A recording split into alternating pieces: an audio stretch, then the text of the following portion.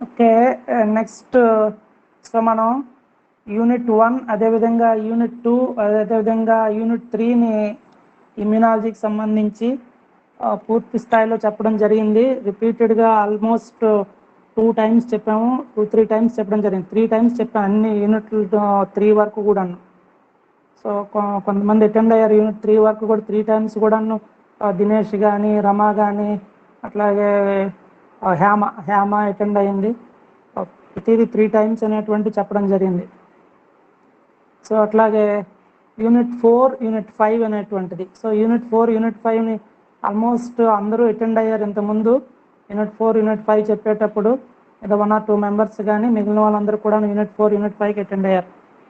So దీంట్లో unit 4 అదేవిధంగా unit 5 అనేటువంటి తీసుకుంటే యూనిట్ 4లో మనకి ఉన్నటువంటివి ఏంటంటే చాలా లిమిటెడ్ ఏరియా, అట్లాగే ఇంపార్టెంట్ క్వశ్చన్స్ ఉన్నటువంటి ఏరియా మనకి యూనిట్ 4.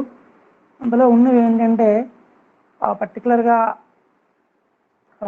యూనిట్ 4ని యాక్చువల్గా ఏమంటామంటే యాంటీజెన్ యాంటీబాడీ రియాక్షన్స్ లేదా ఇమ్యూనో రియాక్షన్స్ అంటాం. అంటే అసంక్రామిత ప్రతిచర్యలకు సంబంధించి. సో ఈ అసంక్రామిత చర్యలకు సంబంధించి మనకి ఏమేమి తోడ్పడతాయి అనేటువంటి దాంట్లోని ఉన్న అంశాల్లో పర్టికులర్గా మేజర్ హిస్టో కంపాటబిలిటీ అనేటువంటి ఒక టాపిక్ ఉంది. మేజర్ హిస్టో కంపాటబిలిటీ, MHC అంటాం. మేజర్ హిస్టో కంపాటబిలిటీ అనేటువంటి టాపిక్. సో ఈ MHCలో తెలుగులో అయితే ప్రధాన కణజాల సంభావ్యత అని అనడం జరుగుతుంది, కానీ ఇంగ్లీష్ టర్మ్నే గుర్తుంచుకోవాలి, మేజర్ హిస్టో కంపాటబిలిటీ లేదా MHC అనేటువంటిది. ఓకే, సో దీంట్లో పర్టికులర్గా ఈ మేజర్ హిస్టో కంపాటబిలిటీకి సంబంధించి ఉన్నటువంటి ఏరియాలో ఏంటంటే MHC1 MHC2 అనేటువంటిది ఒక టాపిక్. అంటే MHCలో ఉండే రకాలు ఏంటి అని అడిగితే MHC1 MHC2 రకం అనేటువంటిది. సో వాటి గురించి చూద్దాం రేపు. నెక్స్ట్ అదేవిధంగా దాని తర్వాత ఉన్నటువంటి టాపిక్ ఏంటంటే ఎండోజెనిక్ పాత్వే అదేవిధంగా ఎక్సోజెనిక్ పాత్వే, అంతర్జనిత పదము అదేవిధంగా బాహ్యజనిత పదము అనేటువంటిది. అట్లాగే ఎండోజెనిక్ ఎక్సోజెనిక్ పాత్వేస్ తర్వాత వచ్చినటువంటి ఏంటంటే సైటోకైన్స్ అనేటువంటి టాపిక్ ఒకటి. సైటోకైన్స్ అనేటువంటి సైటోకైన్స్. సో ఇది ఉన్నటువంటి యూనిట్ 4కి సంబంధించి. సో అట్లాగే యూనిట్ 4ని గ్రూప్లో ఇప్పుడే రమేష్ పోస్ట్ చేయడం జరిగింది. ఏమైనా నోట్స్ కూడాను పోస్ట్ చేస్తాం. మన యూనిట్ 1 వేరేగా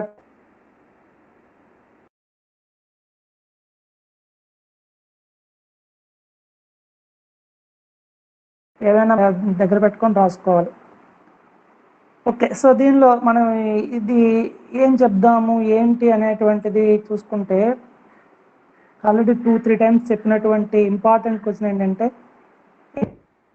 గురించి వివరించండి లేదా ఎక్సోజెనిక్ పాత్వే గురించి వివరించండి అని అడుగుతుంటారు.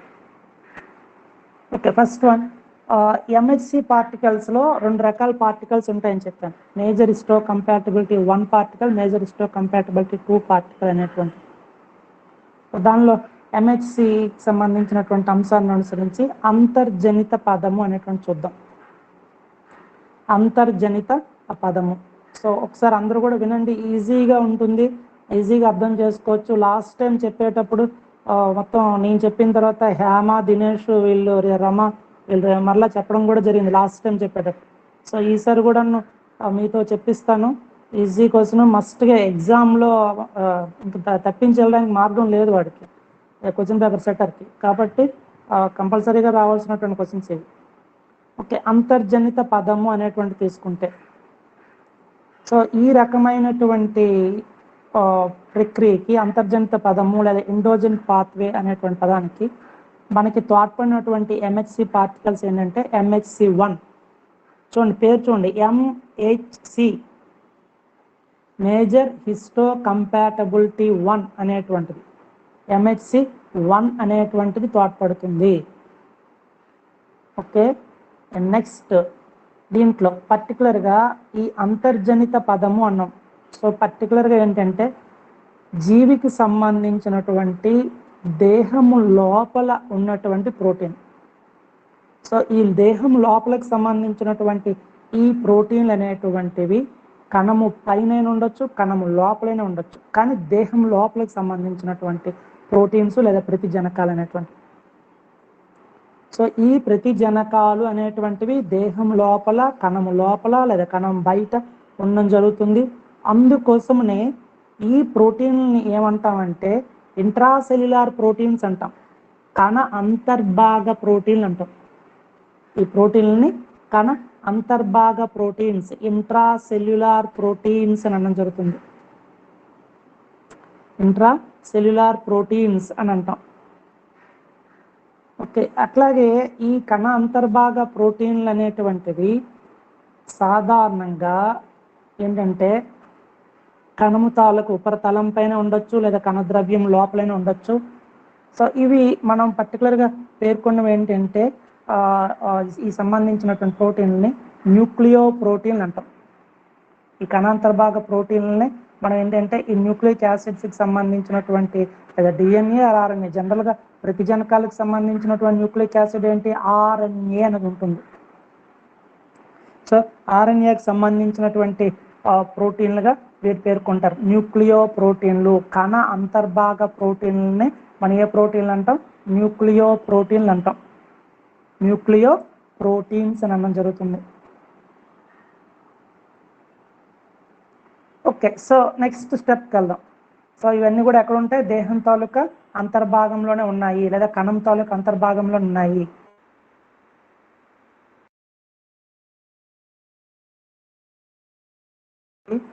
పర్టికులర్గా స్థిరం పొందాలి. ఇవి దేంతో కలవడం జరుగుతుందంటే ఒక ప్రత్యేకమైనటువంటి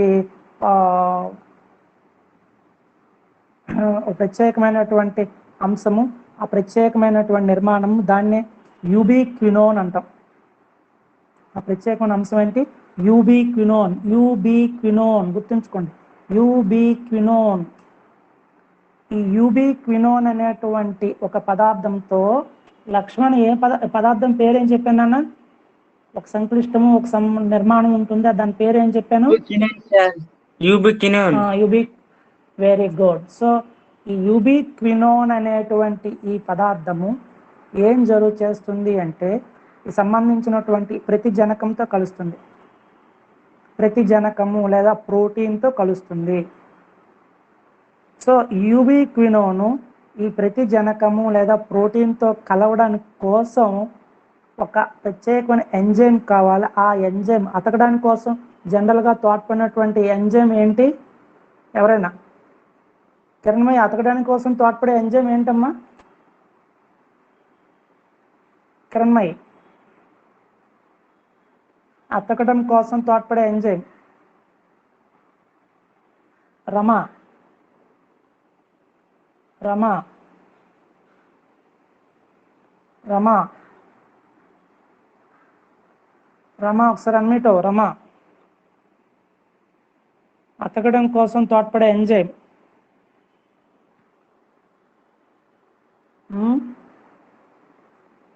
సిగ్నల్ లేదు, సరే.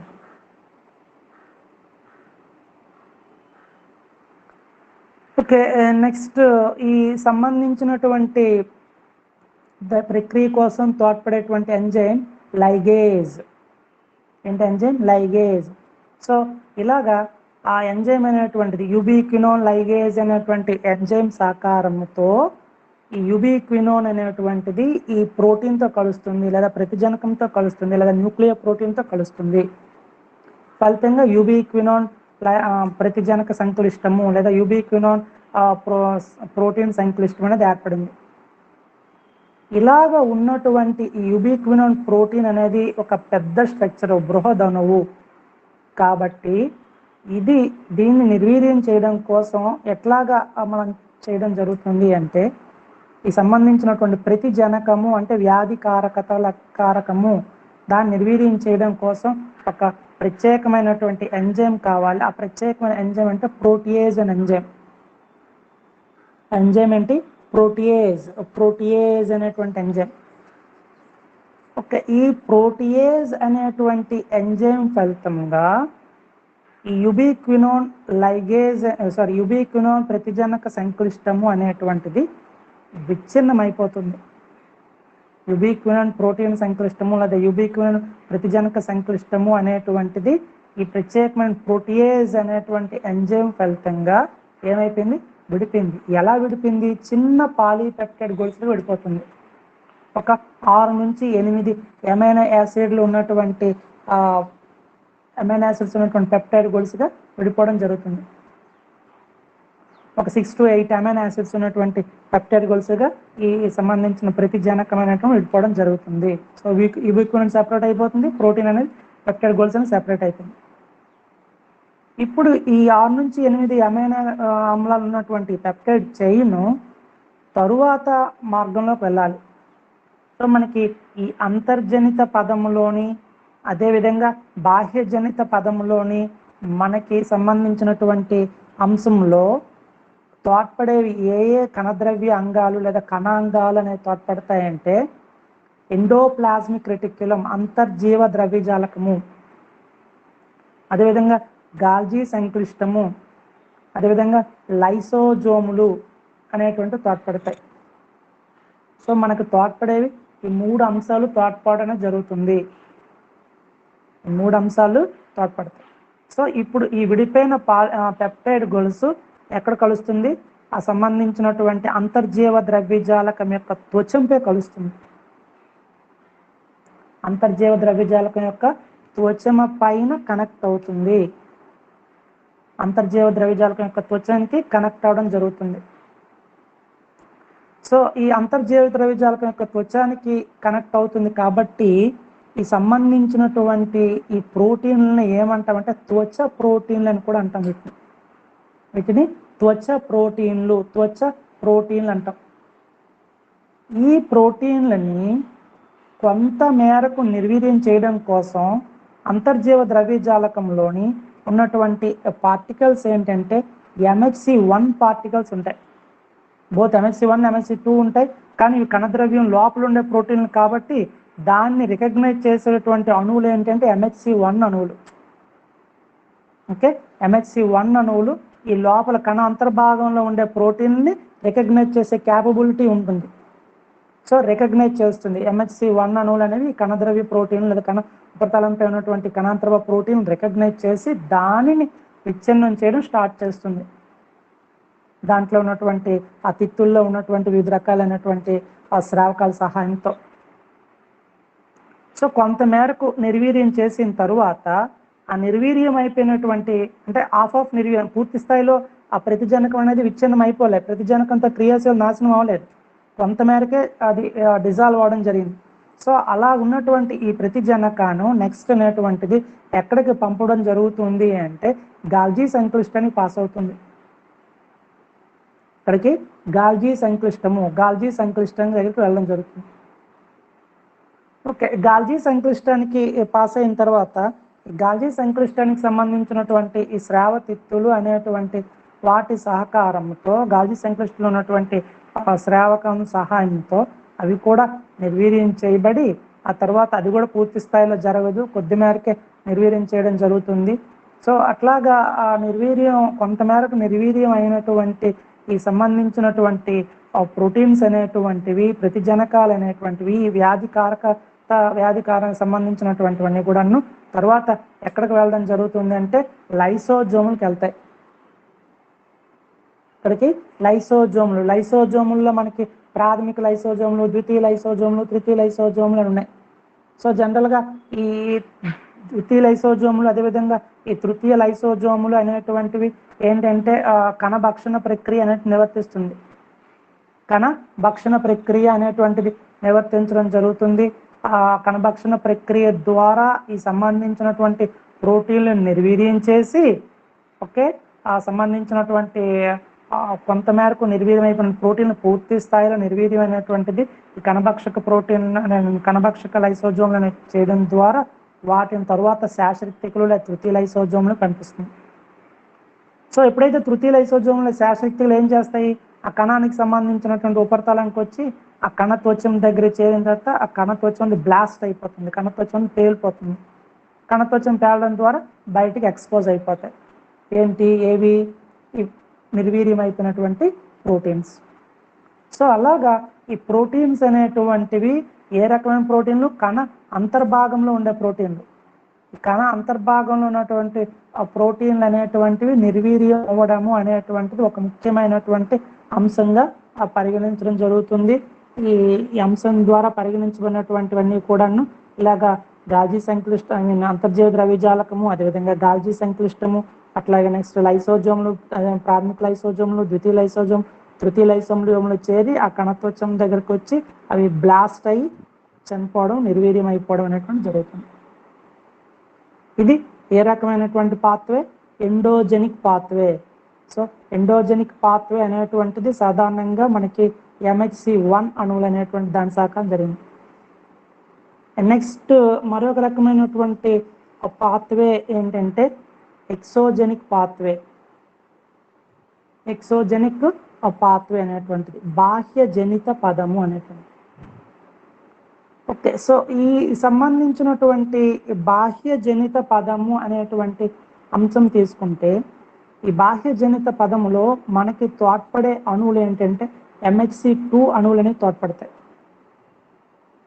బాహ్య జనిత పదానికి తోడ్పడే అణువులు ఏంటి, MHC2 అణువులు అనేవి. MHC2 అణువులు అనేటువంటివి పర్టికులర్గా బయట వాతావరణ పరిస్థితికి సంబంధించినటువంటి బాహ్య ప్రోటీన్లను ఎదుర్కొనే సామర్థ్యత ఉన్నటువంటి అణువులు. బాహ్య ప్రోటీన్లు లేదా బాహ్య ప్రతిజనకాలు లేదా బయట నుంచి వచ్చే వ్యాధి కారక జీవులు, వాటిని ఎదుర్కొనే సామర్థ్యత ఉన్నటువంటి అణువులే MHC2 అణువులని. ఈ MHC2 అణువులు అనేటువంటివి సాధారణంగా 2 చైన్స్ కలిగి ఉంటాయి, ఆల్ఫా చైన్, అదేవిధంగా ఆ బీటా చైన్ అనేటువంటి. దీనిలో బీటా చైన్ అనేటువంటిది సాధారణంగా ఆల్ఫా చైన్ కానీ బీటా చైన్ కానీ 2 డొమైన్స్ కలిగి ఉంటుంది. ఆల్ఫా 1 చైన్, అదేవిధంగా ఆల్ఫా 2 అనేటువంటిది. బీటా చైన్ కూడా బీటా 1, బీటా 2. సో అలాగా డొమైన్స్ని కలిగి ఉండడం జరుగుతుంది. Alpha 1, alpha 2, beta 1, beta 2. Alpha చైన్లో 2 డొమైన్స్, బీటా చైన్లో కూడా 2 డొమైన్స్. ఇదంతా దేనిలోని, MHC2లోని ఉన్న గొలుసులు. MHC2లోని 2 గొలుసులు ఉన్నాయి. ఆ 2 గొలుసులు ఏంటి, ఆల్ఫా గొలుసు, బీటా గొలుసు. ఆల్ఫా గొలుసులో 2 డొమైన్స్ ఉన్నాయి, ఆల్ఫా 1, ఆల్ఫా 2. బీటా గొలుసులో బీటా 1, బీటా 2. సో ఉన్న ఈ డొమైన్స్ ఒకదానితో ఒకటి పెప్టైడ్ బంధాల ద్వారా కానీ లేకపోతే సంయోజనీ బంధాల ద్వారా కానీ కనెక్ట్ అయి ఉంటాయి. ఓకే, ఈ సంబంధించినటువంటి డొమైన్స్ అనేటువంటివి ఏం చేస్తాయి, సంయోజనీ బంధాల ద్వారా ఒకదానితో ఒకటి కలవడం అనేది జరుగుతుంది. ఓకే, ఇప్పుడు ఈ MHC2 అణువులు అనేటువంటివి సాధారణంగా బాహ్య ప్రోటీన్లను ఎదుర్కొంటాయి అనుకొని చెప్పుకోవడం జరుగుతుంది. సో MHC2 అణువులు అనేటువంటివి నిర్వర్తించే పదం ఏంటంటే బాహ్య జనిత పదము లేదా ఎక్సోజెనిక్ పాత్వే. ఎక్సోజెనిక్ పాత్వే అనేటువంటిది, ఎక్సోజెనిక్ పాత్వేని సాధారణంగా ఇది నిర్వర్తిస్తుంది. ఈ ఎక్సోజెనిక్ పాత్వే చూద్దాం. సో మొట్టమొదట బయట ఉన్నటువంటి ప్రోటీన్స్, బాహ్య వాతావరణ పరిస్థితి సంబంధించినటువంటి ప్రోటీన్స్ లేదా ప్రతిజనకాలు ఎక్కడికి రావాలి, కణము లోపలికి రావాలి. ఈ కణము లోపలికి ఈ సంబంధించినటువంటి ప్రోటీన్స్ అనేటువంటివి ఎలా వస్తాయంటే, ఇది ఫర్ ఎగ్జాంపుల్ కణం అనుకుంటే, కణ త్వచానికి ఆ ప్రోటీన్ కనెక్ట్ అయితే ఈ సంబంధించినటువంటి అది ఇలాగ కణం అనేది లోపలికి చొచ్చుకుపోయి ఆ తర్వాత ఆ ప్రతిజనకం కూడా లోపలికి వచ్చిన తర్వాత ఇది మళ్ళీ రౌండ్ చేసేస్తుంది. అంటే ఒక తిత్తుల రూపములో ఆ సంబంధించిన ప్రతిజనకము అనేటువంటిది లోపలికి ప్రవేశించింది. సో అలాగ ప్రవేశించినటువంటి ఈ ప్రతిజనకాలు సాధారణంగా కణ భక్షణ ప్రక్రియ ద్వారా లోపలికి రావడం జరిగింది. ఇలా కణ భక్షణ ప్రక్రియ ద్వారా లోపలికి వచ్చినటువంటి ఈ ప్రతిజనకాలు సాధారణంగా పెద్దవిగా ఉంటాయి. బయట నుంచి వచ్చాయి, అందుకోసం ఈ ప్రోటీన్లు ఏమంటాం, బాహ్య ప్రోటీన్లు అంటాం. ఇంత ముందు చెప్పుకునేవి మాత్రం ఎక్కడవి? లోపలవే, దేహం లోపలే ఉన్నాయి. అందుకోసం వాటిని అంతర్జనిత ప్రోటీన్లు అన్నాం. ఇవి బయట నుంచి వచ్చాయి కాబట్టి బాహ్యజనిత ప్రోటీన్లు అన్నాం. సో అలాగ బయట నుంచి వచ్చినటువంటి వైరస్, బ్యాక్టీరియా, శిలీంధ్రాలని పెద్ద పరిమాణంలో ఉన్నటువంటి అణువుల్ని విచ్ఛిన్నం చేయాలి. సో విచ్ఛిన్నం చేయడం కోసం తోడ్పడినటువంటి ఎంజైమ్, ఏం ఎంజైమ్ తోడ్పడుతుంది? ఎవరు? అనురాధ ఇంతకుముందు అంతర్జనిత పదంలో చెప్పాను కదా, విచ్ఛిన్నం చేయడం కోసం ఒక ఎంజైమ్ తోడ్పడుతుంది. ఆ ఎంజైమ్ ఏంటి? విచ్ఛిన్నం చేయడం కోసం తోడ్పడే ఎంజైమ్ ఎవరైనా రెస్పాండ్ అవ్వండి. ఆ సంబంధించిన విచ్ఛిన్నం కోసం తోడ్పడే ఎంజైమ్ ఏంటి? ఇంకా ఎవరు? లైగేజ్లు. ఇంకా తరుణ్ ఏమని చెప్తావా? విచ్ఛిన్నం కోసం తోడ్పడే ఎంజైమ్లు. Restriction endonuclease sir. ఇంకా ఇంతకుముందు అంతర్జనిత పదంలో చెప్పాను కదా, పెద్ద ప్రోటీన్ గొలుసుల్ని విచ్ఛిన్నం చేయడం కోసం ఒక ఎంజైమ్ తోడ్పడుతుందని. హేమలత, ఏ ఎంజైమ్?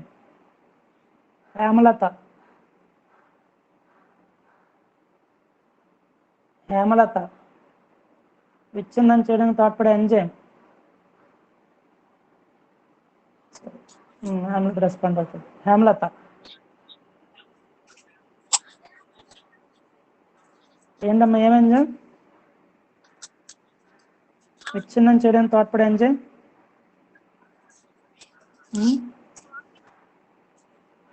ఎవరైనా చెప్పండి. ఇంకా ఇప్పుడే చెప్పాను కదా, గాల్జీ సంక్లిష్టం సార్. ఇంకా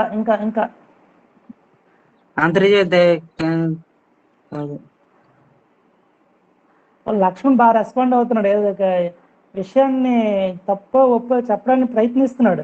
మిగిలిన వాళ్ళు అసలు రెస్పాండ్ అవ్వట్లేదు. నారాయణమ్మ